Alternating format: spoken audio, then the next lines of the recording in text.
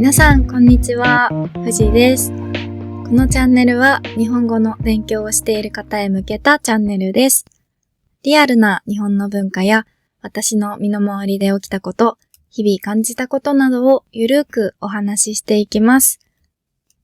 学校で習わないような自然な日本語をお届けするので、皆さんのリスニング力向上に少しでもお役に立てたら嬉しいです。先週、フェスに行ってきました。フェスって食べ物のフェスとか、アートのフェスとかいろいろあるんですけど、フェスって言ったら大体音楽フェスです。そう、音楽フェスに行ってきたんですよ。ロッキンジャパンっていう、ロッキンって言ったりするんですけど、日本では結構有名なフェスです。今年は114組のアーティストが出ていたみたいです。私は友達と行ったんですけど、結構一人で来ている人もいたんですよ。フェスに一人で行くって私できないなと思って。ということで、今回のテーマは、一人〇〇どこまでできるです。一人〇〇は、一人カラオケとか、一人焼肉とか、一人で何かをすることです。何年か前からソロ活が流行っています。ソロ活っていうのは、ソロ、一人で活動するってことです。一人で趣味だったり、好きなことをしながら楽しむことを言います。ソロ活をテーマにした本だったり、ドラマが出てきたりしていて、一人で楽しい時間を過ごすことは、寂しいことではないというイメージが浸透しつつありますね。今回の動画では、人気のソロ活をしている人が増えている理由についてお話ししようと思います。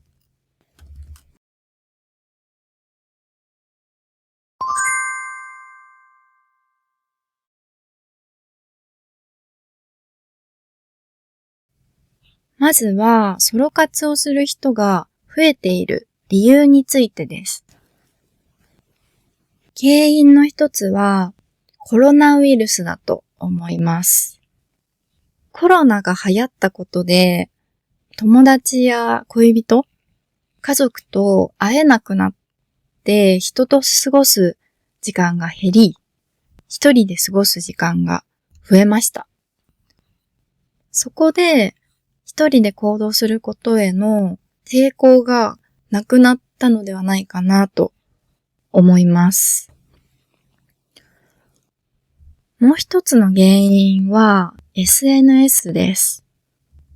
SNS で常に人とつながっている時代ですから、一人の時間が欲しいと思う人が増えているのかもしれません。逆に SNS でソロ活を発信している人もいるので、それを見て私もやってみようと思う人が増えているというのもあると思います。昔は多分一人で何かをするなんて寂しい人のすることだっていうイメージがあったと思います。今はそのイメージが変わりつつありますから、ソロ活はこれからもっと人気になっていくんじゃないかなと、個人的には思っています。では、どんなソロ活が人気なのか。ソロ活って場所によって難易度が違いますよね。なので、今回はレベル別でご紹介していこうと思います。まずは、初級レベルから。一人で行きやすい場所なので、ソロ活として人気な場所ばかりです。まず、一人カラオケ。これは私もよくやります。一人で8時間とかカラオケボックスにいることもあります。もちろんずーっと歌っているわけではないですよ。マックでハンバーガーを買っておいて途中で食べたりします。皆さんの国にはカラオケありますか？日本にはたくさんあって友達とかと行く定番の場所です。でも友達と行くとどうしてもみんなが知っている曲を入れなきゃとか、この曲あんまり自信ないから歌うのやめとこうとか、いろいろ気を使ってしまうんですよね。でも一人で行くと自分の好きな曲を好きなだけ歌うことができるので、友達と行くのとはまた違った楽しさがあります。カラオケの部屋の中に入ってしまえば他の人に見られることもないので、これは余裕ですね。おすすめです。あとは一人焼肉。これは私はやったことないんですが、流行ってましたね。一人でも来やすいようにカウンター席だったり、いろいろな種類のお肉をちょっとずつ食べられるプランがあるお店もあります。他にはサウナとか回転寿司、映画とかも初級レベルみたいです。次に中級レベルです。一つ目はソロキャンプです。キャンプも流行っていますからね。私はそもそもキャンプをしたことが人生で1、2回しかないので、ソロキャンプをしようと思ったことはないんですけど、結構やってる人は多いですね。ただ、キャンプは危険もいろいろあるので、気をつけた方がいいと思います。そういう意味では中級ではなくて上級かもしれません。あとは、一人旅。一人旅は一人で旅行に行くことです。私も一回だけ一人旅したことあるんですけど、ちょっと寂しかったです。大学生の時に一人旅したいなと思って、福島県っていう県に行ったんですよ。東京から新幹線で2時間ぐらいのところにある、すごく自然豊かな素敵な場所です。山の中をサイクリングしたりとか、自分のやりたいことがたくさんできたので、楽しかったんですけど、泊まった場所が悪かったんですよね。悪かったって言うと誤解されちゃうか。すごく素敵な旅館に泊まったんですよ。大きな温泉がついていて、サービスもいいし、お部屋も綺麗で、広かったんです。そう。部屋が広かったんですよ。一人で旅館の広い部屋で寝る。これが怖くて怖くて、しかも旅館だから和室で畳のお部屋だったので、ますますお化けが出そうで怖かったんですね。それからなんとなく気が乗らなくて、一人旅はしてないです。はい。あとは水族館とか、ボーリングとかが中級みたいです。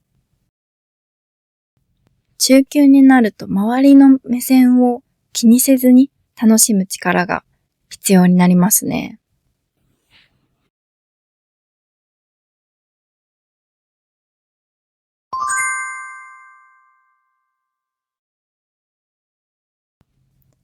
続いて上級です。私としてはかなり難しいものばかりです。まず音楽フェス。オープニングでお話ししたフェスです。自分の好きなアーティストだけ楽しめるというメリットもあるかなと思いますが、どうしても寂しさを感じる瞬間が絶対あるだろうなと思ってしまいます。今のアーティスト良かったよねとか共有したいので、誰かと一緒がいいなと私は思っちゃいますね。次に、スキー、スノボです。スノボは、スノーボードのことです。スキーやスノボが好きな人、得意な人にとっては、もしかしたら余裕かもしれません。でもそうでない人にとっては結構辛いと思います。私は友達と何回か行ったことがありますが、転んでばっかりでした。転んだ時に誰も笑ってくれなかったり、リフトに一人で乗ったりって想像すると結構辛いですね、個人的には。そして最後に、超上級レベルです。ここまで来れる人は誰もが認める最強のソロ活マスターです。まず一つ目は、ディズニーランドです。私、これは絶対無理ですね。ディズニーってすごい長い時間並ぶじゃないですか。2時間とか、3時間とか。友達と行った時は話したりしていたらあっという間に時間が過ぎますけど、一人だと永遠に感じそうです。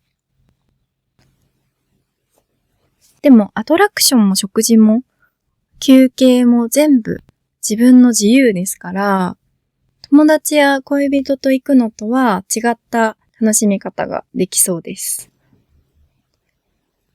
ディズニーが大好きで一人でもよく行くという人も何人か会ったことがあるので、ディズニーが大好きな人だったら余裕で一人で行けるんでしょうね。はい。次にフレンチのコース。これは個人的にはフェスとかよりも難易度が低いなと思います。私は食べることが好きなので、一人で行っても全然楽しめると思います。ただ、お料理とお料理の間の時間が暇そうだなと思います。食事中に携帯をいじるのも違うし、読書ならいいんですかね。まだ家族と行ったことしかないんですけど、いつか自分のお金で行けるぐらいになったら一人で行ってみたいと思います。一人だけの予約は受け付けていないお店もあるみたいなので、そこは注意ですね。ということで、本日は一人〇〇ソロ活についてお話ししました。いかがだったでしょうか？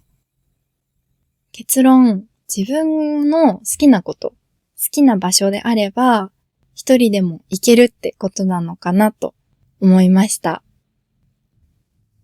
私は結構一人行動できると自分で思っていましたが、改めて考えてみると、全然初級レベルでした。お恥ずかしいです。皆さんは一人〇〇どこまでできますか？今回話に出てこなかったものでも、一人でやってみたいことがあったらコメントで教えてくださいね。ということで本日は以上になります。最後まで聞いてくださってありがとうございました。また次のエピソードでお会いしましょう。